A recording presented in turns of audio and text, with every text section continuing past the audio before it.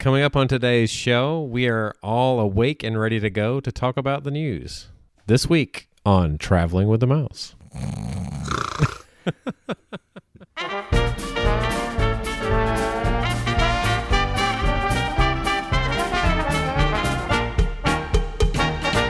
Welcome, everyone, to episode number 329 of Traveling with the Mouse. I am your host for this week. My name is Jon, and I am joined, as always, by my esteemed co-hosts. First up, we have Adam. What's up, everybody? And we also have this week the artist formerly known as Rip Van Winkle. Jason. Wait, this is another episode? I just woke up. I thought we were still recording last week. It's been a whole week. Yeah, it's been a whole week. So you haven't had a chance to listen to last week's episode. I don't know how it ends. How did it end? What was the climactic finale?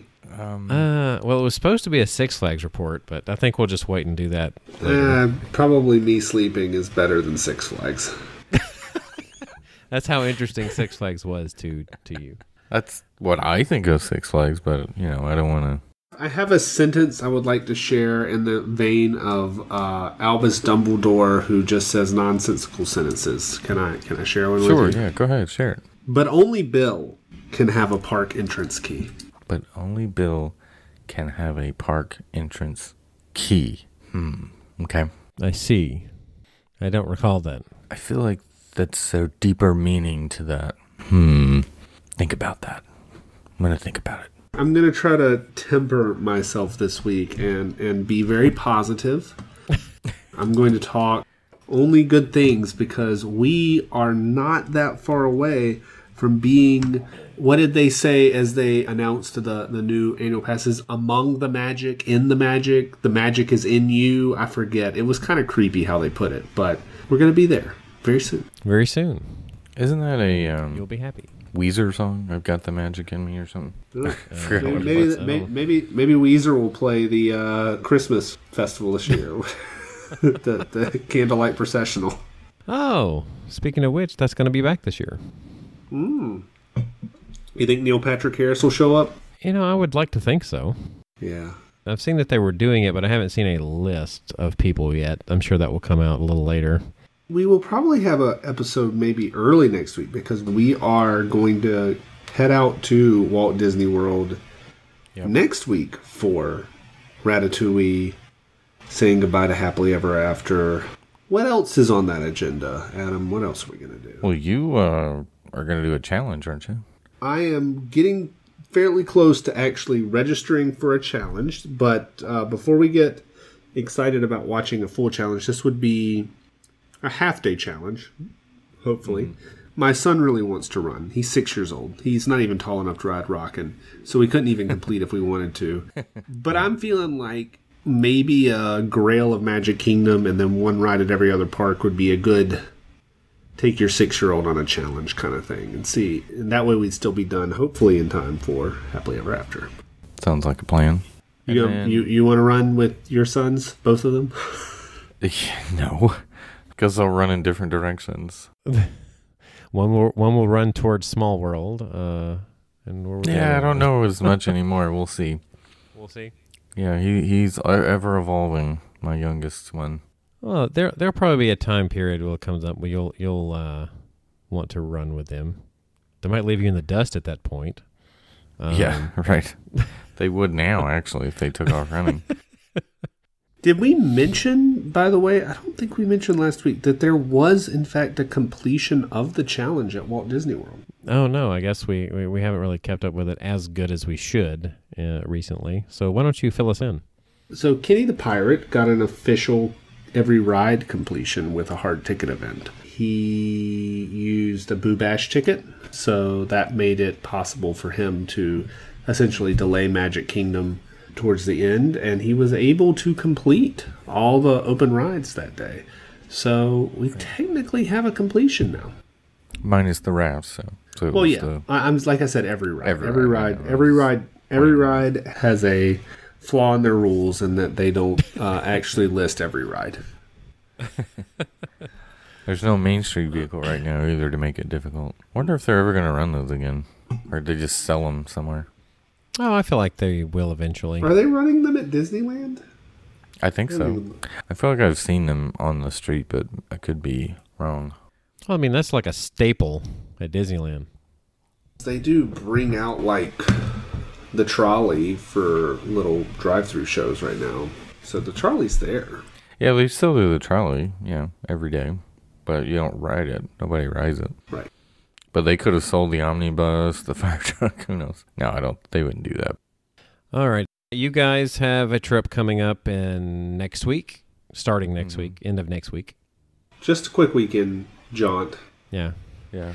I have about 3 weeks until we take off on our trip. How many nights are you planning on being there? The number of nights we have scheduled staying at the Airbnb there is 5 nights total. Okay. Have you picked up tickets yet? No, I have not. I did talk a little bit last week about where we're potentially going to buy them. I don't know if we're all going to do as many park days as some of the rest of us. Let's put it that way, which might be a good thing in some cases. I just got to figure out how many days, we're each going to be doing in what park. I feel like I am going to be doing all the parks at some point. I don't know if the rest of my family is going to be doing all the parks. Mm-hmm. So, yeah, I got to figure that out ticket-wise. So. Are you going to talk an upgrade? You going to be able to get yourself that AP after all? AP? I don't know. We'll see. Get that Sorcerer, or what is it, the Incredipass? You'd be Incredipass level? I'd be Incredipass, yeah. You'd only pay the difference, right? So what if you've already paid a certain amount? You'd only pay the difference. Well, I mean, not yet I haven't, but I guess in a way that would be getting a discount on the annual pass. Anyway. It would be a way to break up the payment a little bit if you didn't want to pay the whole thing at once. Yeah, if you get discounts on the original tickets and then they just pay you, you just have to pay the difference. Isn't that kind of getting... I guess it is. Yeah. If they let you upgrade that ticket, which I imagine they would. Yeah. I imagine they would. Anyway, so you guys are going to be there at the end of next week. So one of the things that's taking place then that we found out is how Space 220 is not taking reservations during that time period. However, then you will be able to queue Space 220 if you want to, so to speak. Is it a physical queue, or is it going to be like they do walk-up reservations in my Disney Experience app queue? Good question. I don't think we really know until it happens, right? I'm hoping it would be the app, but either way, it's going to be like nuts to try and get, I imagine. So to go along with that, the menus have been revealed. Why don't we just go through the menu right quick, since this is one of the larger stories of the week, right? So we have what's called... They call them the liftoffs or appetizer. We have a Big Bang burrata.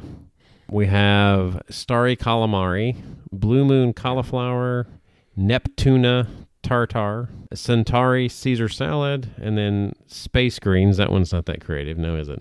Any one of those stand out to you? Not really, to be honest. Okay, so you get one though when you're doing the pre-feast. So you got to pick one. Right. Yeah. Yeah, you got to pick one. Right. I think I would go with the cauliflower personally, or the calamari. But so I mean, calamari sounds good. I do love tuna tartare, so I might, but I'm worried it's just going to be. I'm sure it's going to be like a small, very tiny, can't even see a piece of tuna. Big Bang burrata also sounds decent. I mean, I'm glad to see they have a couple of decent salads. You know, the grain salad sounds good. I'm not much of a salad person, but my wife is, so I know she would probably go for one of those. Not bad choices. Yeah, you know, if it were me, I honestly think, I know I criticized the name of it, but what's in it, I think I would go with the Space Greens as my appetizer. I mean, the thing is how high quality is the food? And I will probably, let's assume we go. Yeah. I'll make a pretty early judgment based off of how good these appetizers are, because you're gonna charge this much. Somebody gets a salad. Right. There's a salad you get at your mom and pop type shop, and then there's like an elevated salad that you can tell they put care in, and it's probably not as much food and all that, but like, is it going to have flavor? How's their dressing? Is it house made? All that stuff is going to really tell you a lot about. Are they charging you $79 because the food's good, or are they just Now, here's one thing. Since you mentioned the $79, they have a lunch menu that's $55, which means you get to select one of each. You get to lift off and a star course versus instead of the whole thing is the only difference. So I guess you get to choose from the exact same menu. It looks like you just get two of the items. That's how Be Our Guest versus is as well. Yeah. Anyway. The kids version, by the way, is $29 for the mac and cheese. Yeah. Is the dinner the same for kids? I think it's still $29. So yeah, looks that way. Yep. All right, so let's move on to the main course or the star course. Those stars. So we have seared tuna, Blue House salmon, Centauri burger, flat iron steak, roasted free-range chicken, baked macaroni, and terra bolognese. Isn't that how you say that? Bolognese, yeah. Bolognese, yeah. So spaghetti with meat sauce, macaroni, but it's got a sausage ragu, so it's like fancy macaroni. Basic, just roasted chicken with mashed potatoes, Brussels sprouts. Like, nothing here screams elevated dining. It's all pretty just standard fare you would get at any run-of-the-mill restaurant. It's going to depend on the quality. But nothing here seems inspired, or even, like, nothing here says space. Nothing. The names, some sort of. Centauri. I mean, like you go walk into, here in Atlanta we have like a Marlowe's Tavern, right? Sort of like a local chain. Or you walk into a place, even most chain restaurants. I mean, you can find these dishes everywhere. A seared tuna, a salmon, a burger, a steak, right. A roast chicken, duck chicken, and a pasta dish. So nothing really stands out to you. No. Like compare that to Monsieur Paul, where, they have like chicken, but it's like elevated. Yeah. Well, I mean, these could be. You don't know. It's just based on the description. Well, yeah, you won't know until you actually taste it, right? If you were going to make a choice out of these, though, which one first catches your eye? Which one's your most likely choice? For $55, what would I pick? I'd probably go, I don't know if I'd go with the steak for lunch. It might be the salmon, or I might even try the burger. But for $55, I don't think I would try the burger. I would go with the salmon.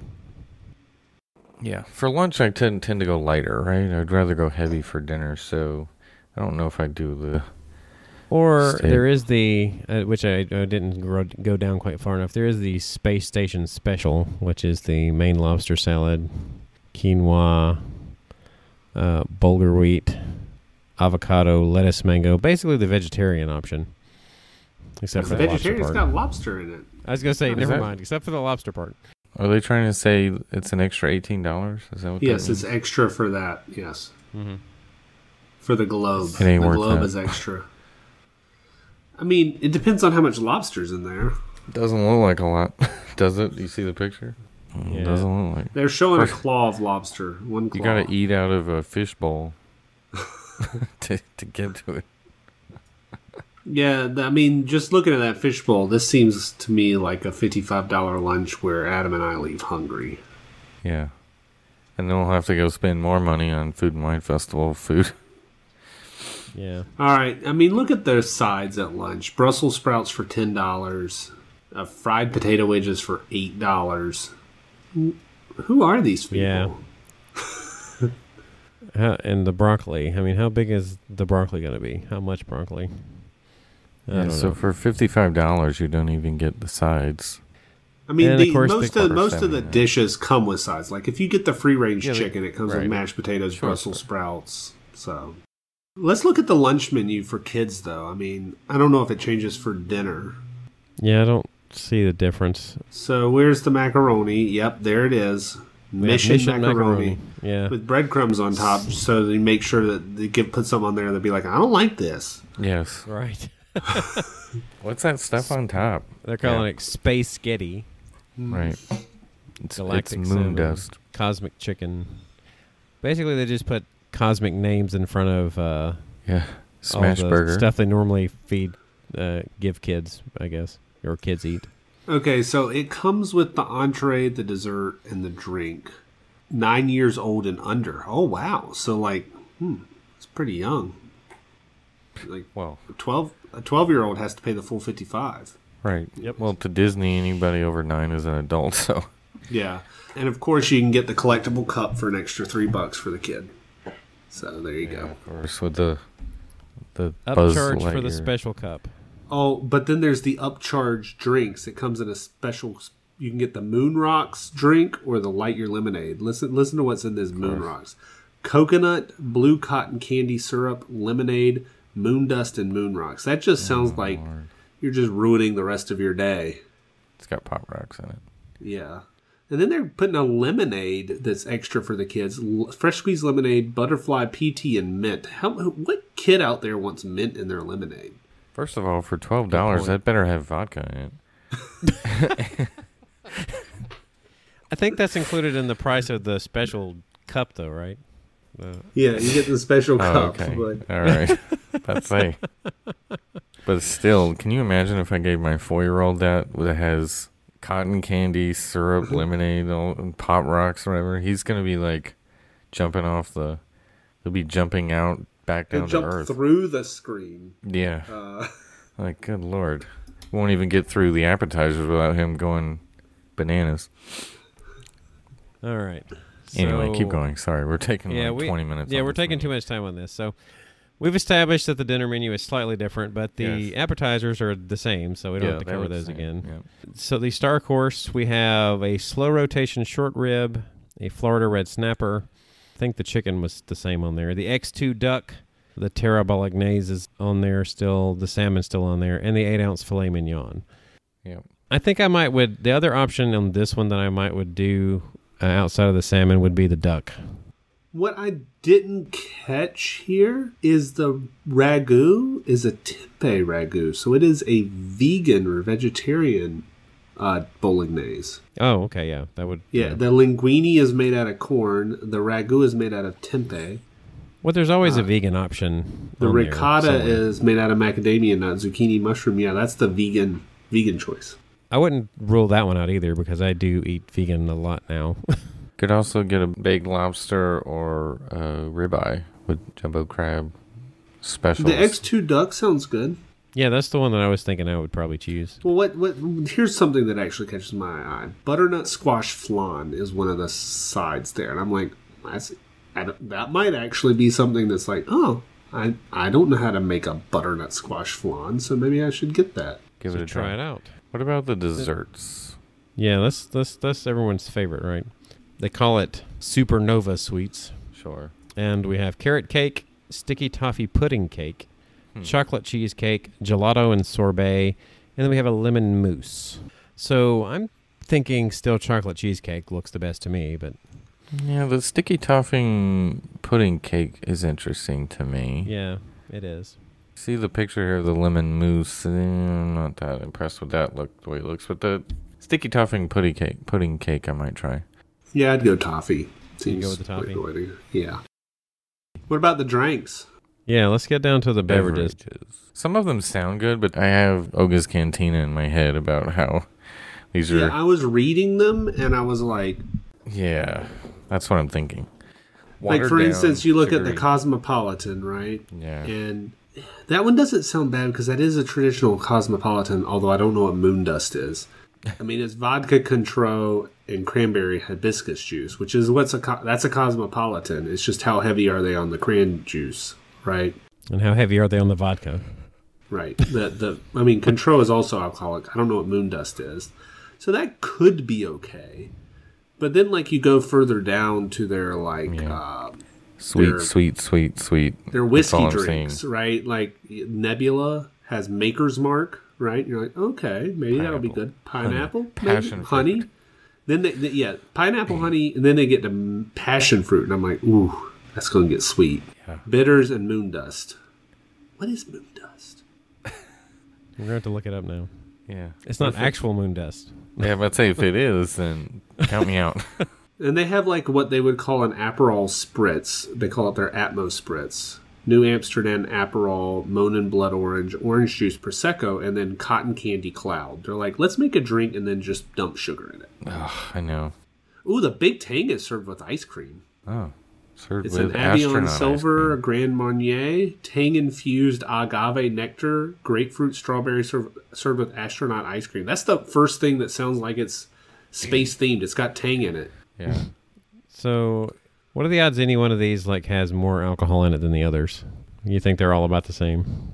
Because, I mean, with Disney, sometimes they have a drink that's a little stronger, at least one drink that's a little stronger than the other ones. I just can't tell from looking at this which one it's going to be. What about the lounge? Would you go to the lounge? I was looking at the lounge menu. They have like short rib sliders, deviled eggs. They have some of the other, like the calamari and the cauliflower from the main menu. To answer your question, though, John, I don't think there's any way to know which one's going to have more alcohol. It probably just depends on the day. Yeah. Right, depending on the bartender. Yeah. If we get Chris from Bar Riva to jump over for a shift, they'll be strong. I mean, I'll go follow him if he goes over there and makes some margarita. On the lounge, I mean, I'm drawn to the New England lobster roll because I love a lobster roll, but then I look at the price. Yeah, you don't love the price. One lobster roll is $34. Jeepers. Yeah. I mean, I could go for a couple of things on this one, but... Now, they are supposed to have a really nice wine menu, so I might try to go with that. They're supposed to have a wide variety, so... I mean, I'm looking, it's fine, right? I mean, like, if you look on their reds, they have some sort of big name stuff like Decoy, which you can get at the grocery store. You can get that Duckhorn. a lot of places, yeah. Yeah, Chateau Saint Michel. Like, I recognize, and I don't recognize a lot of wineries, but I mean, I've gone to like at Napa Valley and like Sonoma County and stuff like that. We've had a few of those, and I'm like, oh, I recognize a few of these. None of these sort of stand out as like, oh, wow, that's interesting. Yeah. Yeah. All right. Well, that's Space 220 in a nutshell. Do you want to go wait in line for it, Adam? Has that gotten you excited? I can't say that I'm overly excited, no. But I do want to see the restaurant more than anything. I think that's what I'm excited about. Seeing it, I would try it once, of course. Is it worth waiting in line for an hour and a half or 2 hours or however long it might take? I think you're being a little harsh on how long it's going to be. We'll see. I think you are being too harsh, too. We have a group of 7, though. That's my thought. Is it's very hard to get a group over 6 into any restaurant. So. Right. But I also think that day 1, day 2 is going to be pack solid vloggers. And then other people are going to go walk up and they're going to look at the menu and it's going to say $72 and they're going to say, I think I'll go to the Food and Wine Festival. No, because most people are just going to be like, we're here. It just opened. We have to be the first or one of the first to get something of it. I mean, it's only day 4. To some people, that will matter. Yeah. Not everybody will that matter to. It took a long time for Be Our Guest to die down. A long time. Years. I mean, Be Our Guest has much more of a draw. Sure. But I think this is bigger draw than you guys are thinking. Be Our Guest has the Disney connection, for one thing, character connection. That has the, they can actually see stuff that was in the film or go someplace in the film, at least in the one room. And then if you go in the other room, you can see the rose from the film and the portrait, and apparently eat and see what it's like to eat in total darkness at the same time. Right. So, but Disney knows that people are going to come here because they want to see the big screen. And as I said in our chat, it's a preview of what the Star Wars Galactic Star Cruiser is going to be. Like, looking out your window, they're basically test piloting that technology in this restaurant. So people are going to want to see that. Yeah. It's going to be popular. It's going to be popular. No doubt, in my mind. I'm going to guess that it'll be a flop. We're going to... That's why Disney's charging so much, because they know people are going to want to come see it. So you come to see it, you got to pay $79 to eat dinner. No, I mean, I know Disney had something to do with the pricing, but isn't this run by an outside restaurant group, isn't it? Well, I forgot the name of it. Patina. Yeah, that group that does some of the other good restaurants, right? Yeah, but you they see also what I'm do saying? The Edison, right? But like, I think someone was comparing like the Edison. Remember when I never have been to it, but apparently when it opened, like night 1, it was cover charge, and they were going to say there was a dress code, and after certain hours, 21 up. Night 2, cover charge is gone. By the end of the month, like by the end of like the first week, they got rid of the 21 plus, and by the end of the month, they added like chicken wings to the or fried chicken to the menu or something like that. Like it was one of those things where they're like, yeah, upscale, and then it's one of those things where I think it's going to be tweaked a lot, because I don't think this current iteration, unless the food is just absolutely out of this world well cooked, it doesn't, at the face of it, to me, justify that price. Yeah. Right. Well, it's on the Be Our Guest model. They think people are going to come just to experience the atmosphere just as much as the food. And the food is almost taking a back seat to that. Not the same draw, not even the same group of people. Sure, not the same, but interested. Why would you not want to see this, though? I think but you're I'm underestimating just saying, the number of people who are going to want to see this technology in action. I think more people are going to think, you know what, that first day there's going to be, as we mentioned, tons of vloggers. I can see what it's like for myself in the comfort of my own living room. Yeah, but there's difference in being there. Yeah. So anyway, sticking with the food theme, I guess, or the Epcot theme, if you would, Club Cool has reopened. It was something else you might get an opportunity to check out. And it has opened its doors. Notice that it looks like it has a little more room, I guess, for Coca-Cola themed merchandise more than anything else. So basically they cleared a few racks from the Coca-Cola store in Disney Springs and brought it over? I guess. I can't tell. Are they getting a little more space than they had before? I think they are. Maybe a tad bit more. Yeah, I hope so, because it was shoulder to shoulder in there before all the kids would be just drinking as much soda as possible. Yeah. And they do have a good many stations, but they all seem like they're all lined up next to each other instead of like on, the little circular things, yeah. Yeah. So I don't know if that will be better or for worse, but it does look like the Beverly is there, which everyone would be wanting to know. So it's still there, or it will be there. I hope they have some sort of absorbent floor in there, because the old Club Cool was just very sticky floor. So, do you think anybody would even notice if there was a flavor missing other than the Beverly? It's like there's a few favorites. There's a few favorites that people had. But I mean, that's like the one that, as they put it, everyone loves to hate. Coke. Yes, that's the right. That's the regular Coke. Right. The Beverly's the famous one just for being, horrible, but I don't even know if I could bring myself to even try this anymore, because I've warded off soda like altogether, and I haven't had one in so long. I don't even think I would even go in here. Yeah, I don't drink soda either. So, but I mean, I would just go look at it. I don't, I'm not going to drink Beverly. After many, many months of construction and hard labor and toil, we are approaching the 50th anniversary of Walt Disney World, and I am so glad that to celebrate, we have opened a brand new experience, which is exactly the same as it was before. Is that a negative comment, Jason? Is that negative? I said a very positive statement. It sounded negative to me. It sounded sarcastic to me. All I got to say is bring a bucket and a mop. If you're going into... but only Bill can have a park entrance key. Club Cool. So since we have been talking about food, why don't we stick with the fact that there are some buffets that are returning. Some buffets? Some buffets. Space 220 is a buffet, right? No. Yeah. No, unfortunately. It's priced like one. You should be able to have all you can eat. Anyway, Crystal Palace is the one I was trying to think of. Right. Is slowly making its way. Buffet dining itself is slowly making its way. But Crystal Palace is coming back. Last month we saw Beer Garden, and Diamond Horseshoe is going to be one that's. I think they're not doing buffet though, are they? Okay, forget Diamond Horseshoe. We'll talk about it in a minute. Is it just me, or was everybody else hoping that one of the silver linings of COVID would be that it got rid of buffets forever? Like the traditional style buffets? I was hoping they would get rid of it.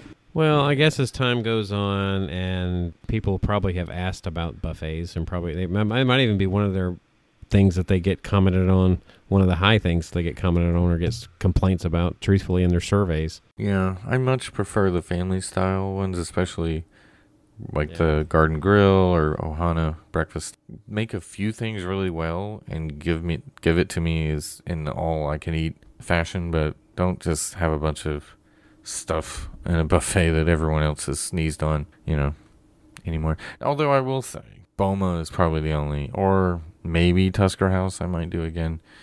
Oh, Boma I would do any day of the week, for sure. Yeah, Boma's those fantastic. would be the only exceptions I would say. I would do a buffet for those, but the standard kind of buffet stuff like Crystal Palace, we ate there, it was like 2018, 2019, was it? somewhere in that area. I remember eating dinner there, and it was just meh. 2019. It was 2019. It was so meh. I can't tell if they've changed anything up menu-wise. I'll be honest, the only thing I've had at Crystal Palace breakfast, that's the only thing I've had buffet style there was breakfast. I don't think I've ever had the dinner. We did the dinner. I think I haven't had the breakfast there in forever, but the dinner we did, and it was meh, not great. I kind of remember good. the kids ate stuff. Yeah. I remember it was... It was okay. Nothing Okay. special about it. They had prime rib, but it wasn't that good. The rankings of like Magic Kingdom dining. It's nowhere near Skipper Canteen. Skipper Canteen. That's the top. But I mean, it is the like gold compared standard. to everything else, it is It's pretty not. good. I would say Liberty Liberty Tree Tree Tavern's better, yes. Liberty Tree is much better, and it's family style, not buffet, which also better. right? So that's top 2 sit downs, right? Yes, top 2. Cinderella's Royal Table is probably better than the rest, but But we've never eaten there. it's expensive. Quality-wise, I would, I would say quality-wise, yes, it's expensive and it's hard to get into, mostly because of combination of popularity and space. Right. Because they do not have a lot of space in there. You got to think about when the castle was built. Right. We'll just say that's first, and then Skipper Canteen second. We'll just say that, and then Liberty Tree, and then it goes downhill quick after that. I mean, if I told you dinner at Be Our Guest or dinner at Crystal Palace, what are you going to pay? Well, I'd probably pay less at Crystal Palace. Yeah, it's $39. So I'd probably just do that because to me, it's not worth $62 or whatever it is at Crystal Palace or the Plaza? Be Our Guest. I would do the Plaza just because I haven't done it in a while. Although there's Crystal not much Palace there. or Tony's? Crystal Palace. Speaking of which, I actually saw a post on Facebook in which they were asking about best restaurant, I think, at Magic Kingdom, and someone actually voted legitimately for Tony's. Said that was their favorite. I don't know about that. There are people that eat at Applebee's every day and think it's the best. So. If there's even a song about it now that's going on. Growing up, I thought going out to eat at Applebee's was like top notch, and then Good. Well, yeah, I thought Cracker Barrel was. I still think Cracker Barrel's good. It is good. Cracker Barrel is good. I thought Cracker Barrel was fancy when I was a kid. Well, on top of that, Cracker Barrel doesn't charge you an arm and a leg for the good food either. So yeah, Cracker Barrel's still good, but very I think, reasonably priced. I mean, places like an Applebee's, I don't think they cook their food there. I think it's just like a bank of microwaves in the bag. I knew somebody that worked at Olive Garden, and all of it is made factory and then just reheated. I like Olive Garden, though. I know, I'm just saying it's not cooked there, though. They just reheat that stuff. Reminds me of that lady's review of Olive Garden, the small town newspaper, where she just said how great it was. I mean, right. I think Olive Garden is fantastic for especially like a broke college student because it has the perfect thing. You go in, you order a meal, and then you do the all-you-can-eat salad and breadsticks as your meal, and then take that second meal home, and like you basically get 2 meals for the price of one right there. Is it Maggiano's that has that BOGO? Anyway, we're way off topic. So one more that's now reopening, and that's the Diamond Horseshoe. I was about to mention that in your scenario a minute ago. It's been a long time since I've done the Diamond Horseshoe. Matter of fact, I don't think I've done the Diamond Horseshoe ever since they've gone to the All You Care to Enjoy served family style. I don't think I've even done it since then. Have either of you? No. No. Haven't done it. See? I mean, how does it compare to Liberty Tree? I'm going to say it sounds like the same food now almost. Yeah, it's very, very similar. It was barbecue in there at one time. I guess they figured they had too many barbecues. I feel like they're on a barbecue surge right now. Yeah, but they did serve some barbecue in there at one time. I don't know. Maybe their supplies are kind of limited in some cases, so that's why they're mimicking Liberty Tree, if you can't get into Liberty Tree, hey, Diamond Horseshoe might have some availability. The pricing seems reasonable. I mean, $39. I mean, yeah. Now that we've talked about Space 220, everything seems reasonable. So I think that's their point, right? Space 220 and Be Our Guest are the most ridiculously overpriced dinners. Okay. All right. Well, I think it's time to get out of the realm of food. Sure. Yeah. I mean, well, they do have menus and concept art for Steakhouse 71. Do we want to cover that or just wait till that's closer to actually being? I have one more food thing to bring up if we have a moment. There's a new offering at the Thirsty River Bar at Animal Kingdom. Have you guys seen that? No. No, what is it? Tell us. It's called the Yeti Sunset. And so if you like the lemonade at Regal Eagle, you'll probably like this as the review. Yes. So it's a Yeti Sunset. It's a Jack Daniel's Tennessee whiskey with strawberry and lychee lemonade for $13. I vaguely remember the lemonade at Regal Eagle because that was one of our last stops that night. Right, and I remember the bartender saying this is the strongest drink on property, and we ended with it. Yeah. I don't remember much after that. I feel like we rode the land. We did ride the land, and we played music because we were on the boat by ourselves. See, I still don't remember that. I still don't remember that. Did I jump out and pick tomatoes or something? Okay, thankfully that wasn't me. Good. Just want to make sure. All right, so let's head on over to Animal Kingdom to discuss a couple of stories here. It was reported that Finding Nemo the musical was going to permanently close, which in a sense is true. The current show is going to be closed, but it's going to reopen with just a new version of the show, or they're just basically going to update the show, it sounds like. How do you guys feel about that? Have you ever watched it? No. I sat through the show, and I love the way he puts it.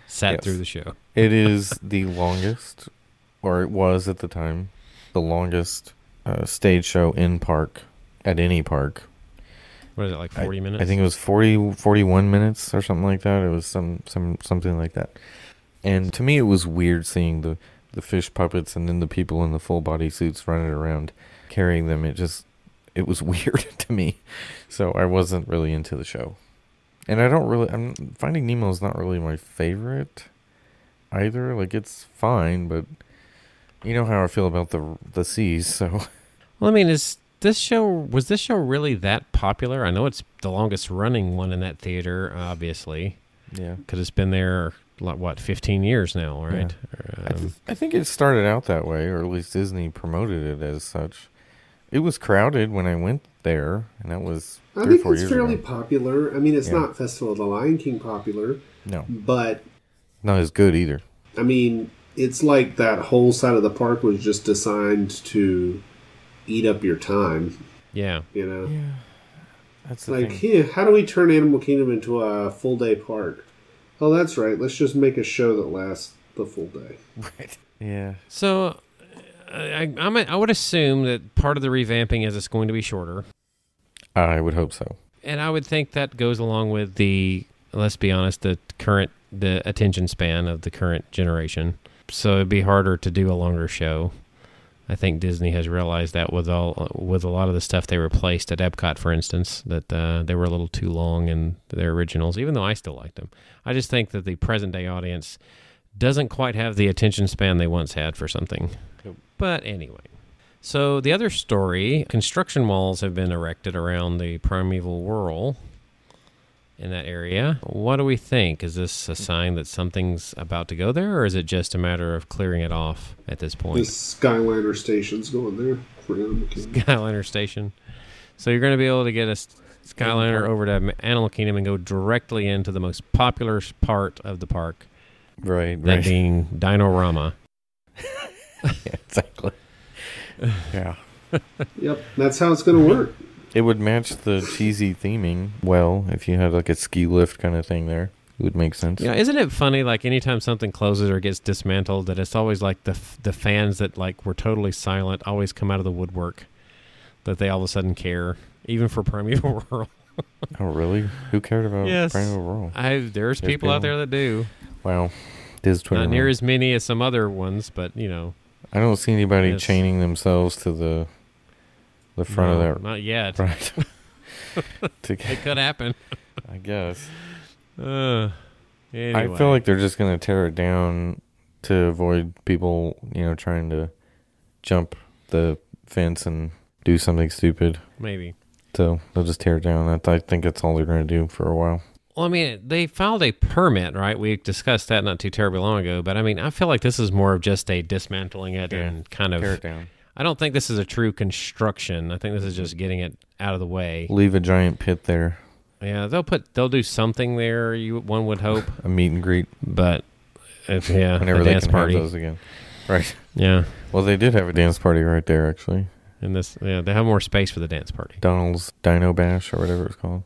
Yeah. So they're expanding Donald's Dino Bash. Yep. So, yeah, there's that. So if you wanted to say goodbye to Primeval Whirl, sorry, you're too late. Well, you better hurry up. And while it's something's still there, you can still say goodbye.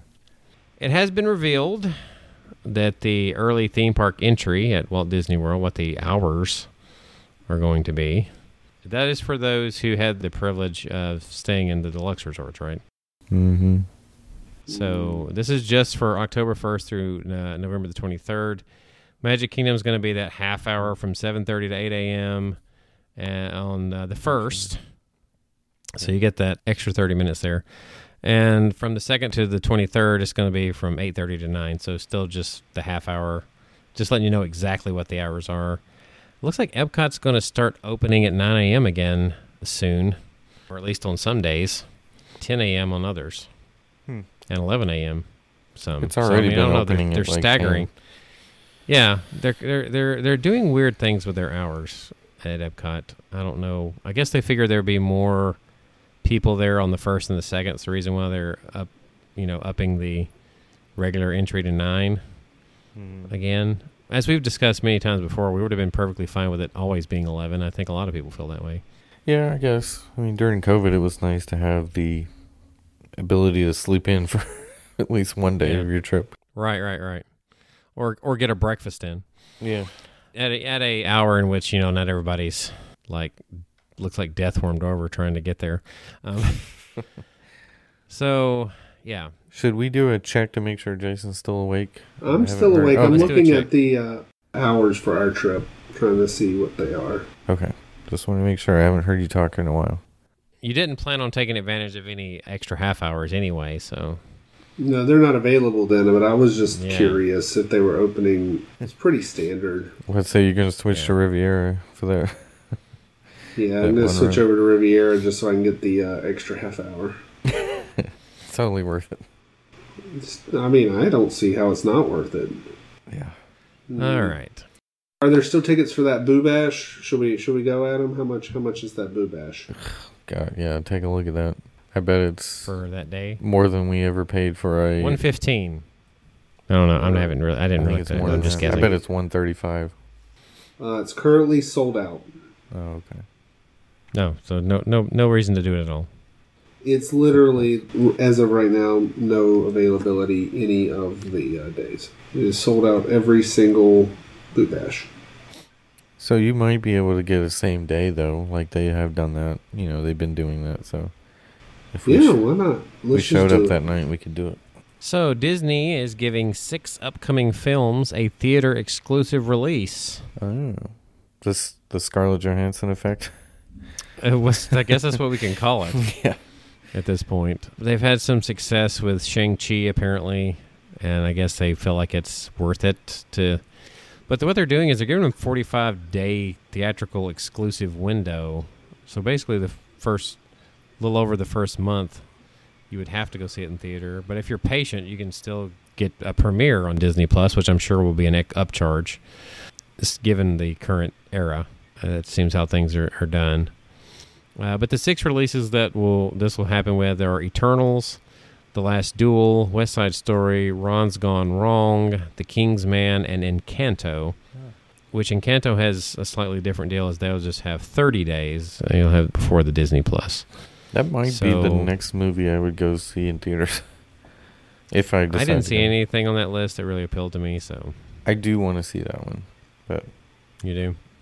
that's the only Why one. don't you, I haven't even checked into that one. What's that one about? That's the one that Lin-Manuel Miranda's doing the Oh, songs well, it for. should be The good one then. set in Yeah. Colombia. Going back to our earlier discussion, I know that we're talking about Encanto, but I just finally got this loaded. Adam, you want to go to the after hours Christmas party on the 21st? Because I've priced it out for our party. Yeah, $1,700 or something. What is it? With tax, $1,856.33. That Yeah, I was forgot to factor in the pretty tax. good guess. $1,800 for how many hours of fun? Is For it 7 4? people. Well, you can get in early, but the party itself is what, 4 hours? 3 hours? It goes 9 p.m. to 1 a.m. Yeah. Okay. First of all, our kids would be, well, mine would be grouchy and grumpy or fall asleep before 1 a.m., so we wouldn't even stay the whole time. Anyways, so yeah, the theatrical releases. I haven't seen Shang-Chi yet. I haven't either. Mm-mm. I've heard good things, though. I can't explain why. I don't really get into the Marvel films like some people do. I don't know. What Marvel Too films many. have I actually seen in theater? I guess I saw Guardians of the Galaxy 1 in the theater. That's the only one I've seen. I'm pretty sure if I think about it. The whole I mean, time I'm they've been talking doing about it. like new Marvel because like, I'm talking about period, like ever since they've been doing Marvel movies. but I didn't see any of the Avengers movies. I think in a theater, No. none of them, and I haven't seen all of the like individual movies either. I'm not into the Marvel stuff that much either. And to me, the thing that got hard for me is like Marvel was releasing stuff like all the time. It was just so hard to keep up with on top of that. I'm sure to the hardcore fan it was awesome, but for someone who already was kind of casual at best, it was more confusing than anything else, truthfully. So anyway, so to go along with this, The Little Mermaid, the live action film, has been scheduled. This is pretty far in advance, folks. It's going to be May 26, 2023 at this point. And it's been given a Memorial Day weekend release on that one. So we're going to have to wait a while for that live action one because it's been talked about for a while, ever since Halle Bailey was pegged as Ariel. And that was, how long ago was that? That's been a minute. Yeah, we've talked about that years ago. I remember. It seems like it. Feels like it Yeah, was, so a couple years ago. I'm going to say she's going to be like 30 by the time this comes out. Yeah, a lot of things got delayed, though, so. Yeah. Because it was originally slated to be this year, right? Initially. Probably, yeah. They wanted it I to be. think so, yeah. Yeah. And in the beginning, they wanted it to be. And now it's going to be 2023. So, wow. I guess they figured it had enough hype to it that if they delay it a little while and then they put it out.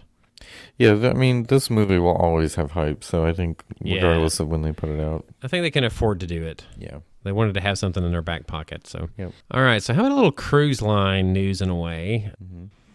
Cruise line / COVID, we'll say. But the Disney Cruise Line adds Central Florida COVID-19 pre-cruise testing option.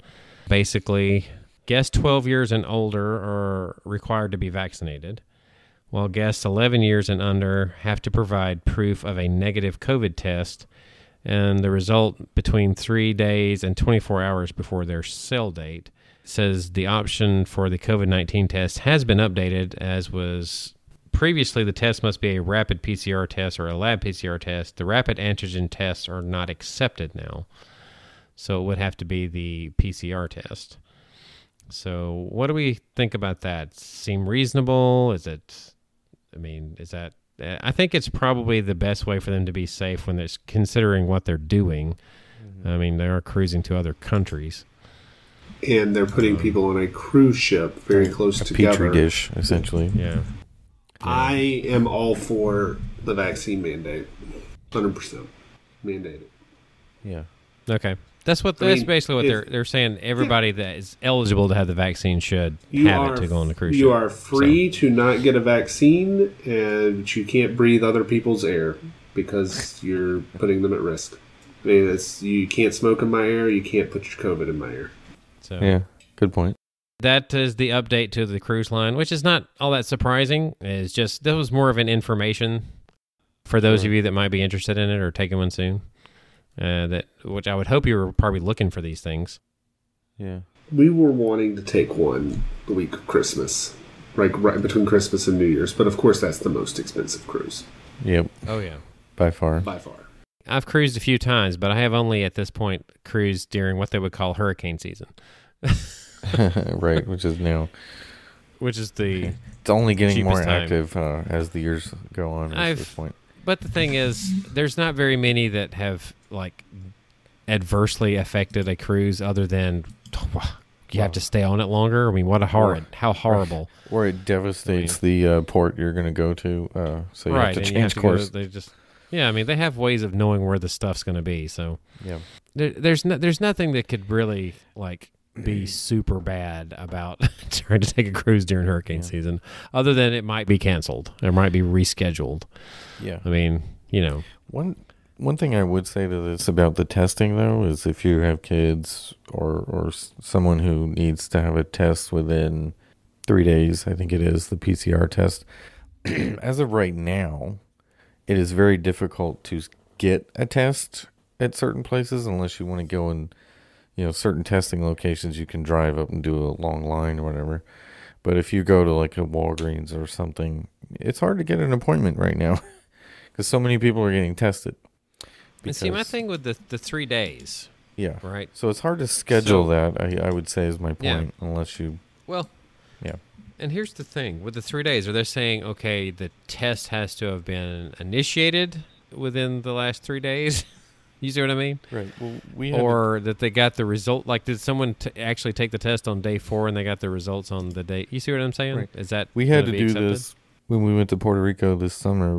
Our kids had to have tests within 3 days. So they told us that you have to take the test 3 days before you leave, and you have to have the results before that time as well, which is, or at least show that you had taken it.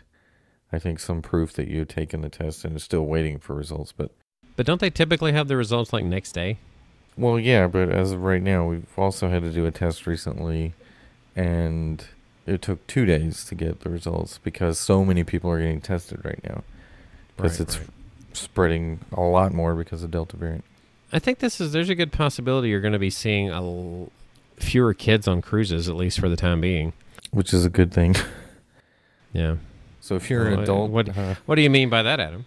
Meaning because kids are the ones that are getting it right now because they can't get vaccinated. Under 12. Well, sticking with the COVID theme, proof of a COVID-19 vaccination or negative test required at mega events, including theme parks in Los Angeles County, starting October the 7th. So, of course, that would affect Disneyland and California Adventure. This one does not exclude the rapid antigen test, from what I can tell. Right. You know good and well there's going to be plenty of people after this, once this gets started, that are trying to fake it. I don't know if they could get away with that very easily or not. I'm not sure. I don't know what they're going to ask for at this point, especially even the vaccination thing, because I guess would they check the records at the gate? I mean, I know there's a database, but with Walgreens they give you a thing on the app or email or text that shows. But again, somebody could probably try to manipulate that and make it. Yeah. Well, I mean, there's an electronic record, but that's what I'm saying. I wonder how are they going to figure this out? Yeah, I don't know. Yeah. To what degree, to what level are they going to go to prove this? I don't know. We'll find out. I don't know. It should be interesting. October 7th is when we're going to start looking for that out in California. So, shall we do a Jason check? Is he awake? Yeah, I think we should. Okay. Jason, you're still with us? I'm here. Just check. Sorry. Anyway, speaking of vaccines, and speaking of mandates, because Bob Chapek and Joe Biden. Who's that? Bob Chapek and Joe Biden have a mandate. Get it? A mandate? Sure. Well, that's what it says. Actually, it's a Zoom Bob meeting. Chapek's only mentioned because he's the Disney connection there. Right. But apparently it's going to be other CEOs. Basically discussing a vaccine mandate. I don't know. It's not real clear, I guess. Let's put it this way. Disney's obviously already put one as far as their workers go. that's already starting to take effect now, from my understanding, or what they're starting to have to get the proof of it. So I'm wondering if the meeting is pertaining to that and to how well that's working, or how to do it in the future. I don't think it's going to be anything more than that, but of course, at any time that it happens, it makes the news. So, yeah, the meeting has actually already taken place by the time this podcast will have been released. But the other CEOs that are mentioned to be there, or had to have been there, Greg Adams, the chair and CEO of Kaiser Permanente, Brad Smith, president of Microsoft, Madeline Bell, president and CEO of Children's Hospital of Philadelphia, Josh Bolton, president and CEO of Business Roundtable, Roz Brewer, CEO of Walgreens, Tim Boyle, CEO of Columbia Sportswear, Molly Noon, CEO of Molly Moon's Homemade Ice Cream, and William Tate IV, LSU, the president of LSU, which is interesting. Yeah, very diverse. So I'm guessing they're trying to get... In terms of types of companies, yeah. Yeah, I mean, one university on there, apparently. Go figure. Anyway, but I'm pretty sure it's probably trying to discuss their different results with things they're putting in place, and probably the differences to that. Yeah. Ed Asner, we mentioned him earlier, to make a posthumous appearance. Oh. So on Disney Plus, we've got Muppets Haunted Mansion coming up. Muppets Haunted Mansion. I didn't realize he was going to be in it, but apparently he did have a spot in it already. Okay. Friday, October the 8th, when that's debuting. That should be interesting. I love the Muppets and I love the Haunted Mansion, so I'm really hoping that will deliver. So is he the 1,000th ghost? Too soon? Is that too soon? Yeah. Yeah. They have a picture of him there. Looks like he is playing a spook of some kind. It kind of looks that way. That's one of the ones that was being released on Disney Plus that I actually want to see. I can say that for the first time in a while. It's anytime you mix Muppets and one of my favorite attractions, my favorite Magic Kingdom attraction. Speaking of which, did I mention that I have a Halloween decoration that I plan on putting in my yard that I came across? What is it? That's Haunted Mansion themed. Oh, really? What is this? It's actually a pretty good, like, stand-up. It's going to glow in the dark of the hitchhiking ghosts. Oh. That I have. I'll have to show. I have to see how. I hope it really works well, but I'll have to show you guys once I actually get it and are able to put it up. Oh. Hopefully the effect at night, I'll take a picture of it and send it to you, see if it's as good as advertised. But when I saw that, because I had been thinking about doing a Haunted Mansion theme around Halloween anyway, so that could be the start of my collection in doing that. I might get something else, but nice. That's what I plan on doing. I've kind of wanted to take like a theme such as Haunted Mansion for Halloween and build on it and just kind of do it every year. And you'll be the ghost host? Yeah, I guess so. I could play the music from Haunted Mansion right there at the... Yeah. Maybe get a fog effect at some point. Anyway, Roger Rabbit's Cartoon Spin. Even though I've been to Disneyland, it's not one I've done. Have you done it, Adam?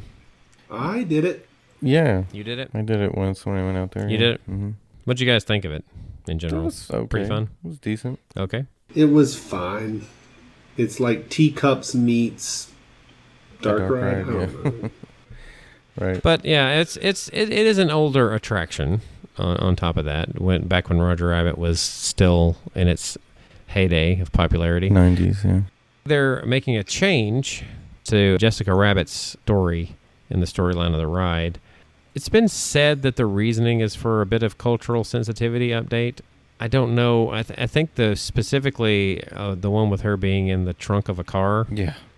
I think was probably one that they were being careful with. Yep, that makes sense. And so it's just basically been replaced by dip barrels. I don't think it's anything that really takes away from the ride at all from what I can see. It is said that there's a small overhaul being done to it, in which makes her like more of a central figure, or like more relevant, I guess, so that she'll be a private eye determined to stamp out a Toontown crime wave.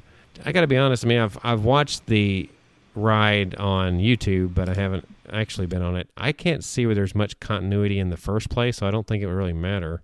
I mean, did you get a story out of it whenever you were writing it? No, I don't remember much. Obviously not. You had to think about it. Yeah, it was like, I remember parts of it, but I don't remember much about it. Yeah. I don't remember much about it. I mean... See, there you go. let's just say, if we're going to talk about a dark ride at Disneyland with a great story, it's Mr. Toad's Wild Ride. Right. That's what I was thinking. There you go. It kind of reminded me of that in a way. Like, it felt like it was either a tip to that or something. But It's Mr. Toad's Wild Ride meets Teacups. that's the way to. That's the and cross. you don't go to hell in this one. No. You know, speaking of Mr. Toad, I came across another one of those Facebook questions. I think it's from the same one that I don't know how I keep getting these show up from the, what is it called? They're called, I think it's called Epcot Food and Wine Festival or whatever. But they keep asking these questions, right? And they said something about if you could make a change or could change any attraction.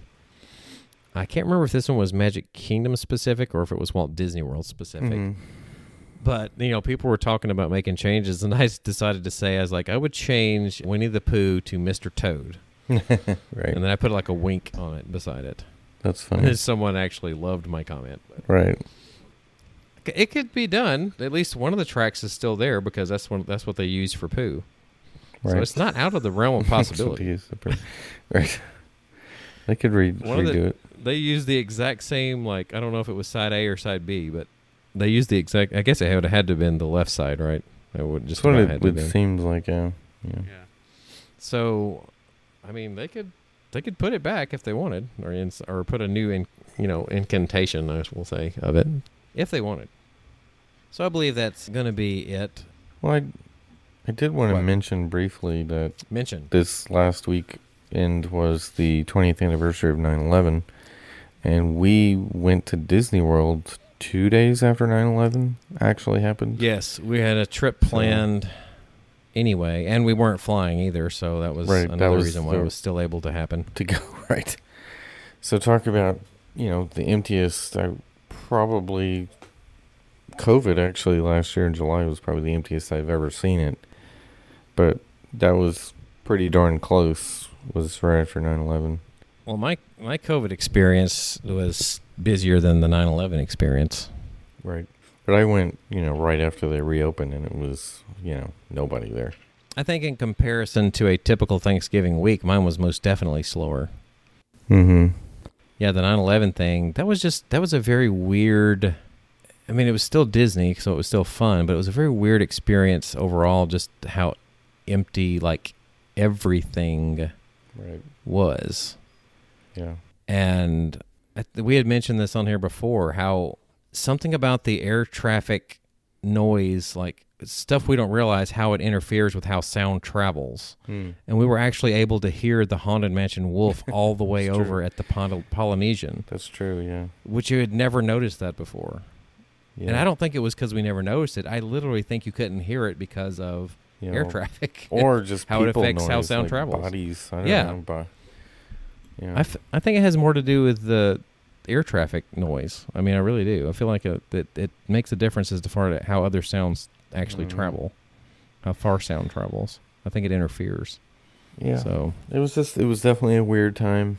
And yeah, I remember our grandmother and her sister they just watched the news all day. They didn't want to come out of the hotel room. They basically only went on vacation to basically hang out in the Polynesian anyway for quite some time. Yeah. Just basically go out and look around shops and stuff. Right. I mean, they basically just hung out at the Poly the last few times they had gone to do it with us. Yeah. So, but they pretty much just watched the news all day, which, most people did, right, for 9/11. I do remember that on top of that, there was also a tropical storm. Yes, yeah, it blew through as we were driving down, yeah. Yeah, that had an effect, too.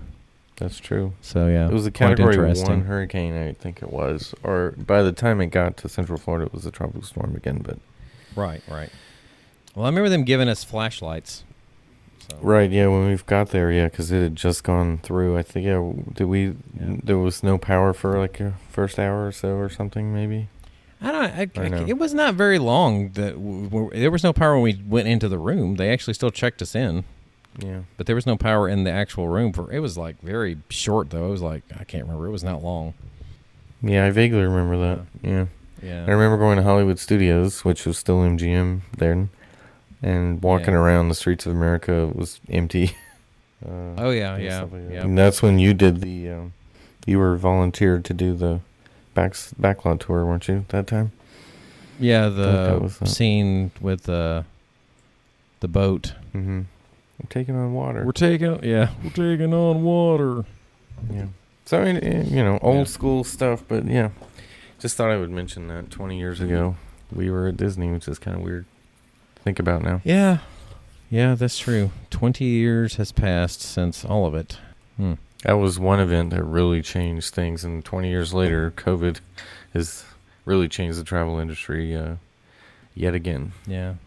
And the question right now I think everybody thinks about is to what degree and for how long, or is it pretty much a permanent thing? Who knows? Only time will tell. Yeah. I think it's going to be one of those things where there's going to be a degree. It's going to be affected to a degree, but there's going to be, as we go on, something that resembles normalcy. Basically airline travel has not changed since 9/11, obviously, so we're still have things in place. So I think one thing, maybe people will be wearing masks a lot more often than even post-COVID, quote unquote. I don't feel like weird wearing a mask anymore. So I don't think even during flu season I might wear it occasionally. Yeah. In the future, I don't know. It may not. I think what you're saying is it may not phase anyone as being odd. Right. That's what I was I think saying. there'll be a lot of people who opt not to do it, obviously, because for It's really effective. comfort though. reasons. It really so, is but, effective. Yeah. All right. Still there, Jason? I'm here. Just checking. He's just soaking it all in. All right. I think we've gone long enough. Get some sleep, everybody. It was I'm right there sorry. just at the end. We put him to sleep with our. We usually do. retro That's why I had to trip report. check in. We usually put him out. I mean, I need the outro to put me to sleep. I think by the time you finish it, I will be fast asleep. So this week's All right. episode brought to you by Calm, the app to help you sleep. the calm out. And Applebee's. But we didn't mention our travel agent. Well, let's do that right now. You could say something along the lines of, speaking of travel during travel, difficult times. Yeah. Well, yeah, if you want to travel during this difficult time, reach out to our travel agent friend, Jill Dilbeck. She also said I could use her email address. So if you want to go direct to her that way, it's jilldilbeck@gmail.com. If you want to email her directly, tell her we sent you, Traveling with the Mouse. If you're interested in booking Disney, World, Land, Cruise Line, Universal, Legoland. You always say that, but I don't know that for sure. Or SeaWorld. SeaWorld. I don't know that for sure. Anywhere you want to go in the world. But not true. Anything Disney Universal, for sure, she can book that for you. The Holy Land experience. I believe that's closed permanently, by the way. That Permanently? Actually, yeah, Really? The Gaylord Palms. Yeah. Margaritaville. Ripley's Believe It or Not Museum. Okay. Gatorland. Well, feel free to email her or visit our website, link to her there, and find out. She'll definitely be able to. All right. So you can also find us on Facebook, Twitter, and Instagram. That is all at TWTM Podcast. We have a Spreadshirt store in which you can get your exclusive TWTM merchandise, including the Rafts Are a Ride shirt. That is shop.spreadshirt.com/TWTM Podcast. We do have a YouTube channel as well, which you can find the links to the places that Adam is going to mention. Which is our website, travelingwiththemouse.com. You can find those links. And you can email us as well, podcast@travelingwiththemouse.com. I mean, that's it. So for Jason and Adam, my name is John. This has been Traveling with the Mouse, and we hope that you will join us on our next trip. Bob Chapek is a cheap Oh, wow. Say your sentence again. But only Bill can have a park entrance key.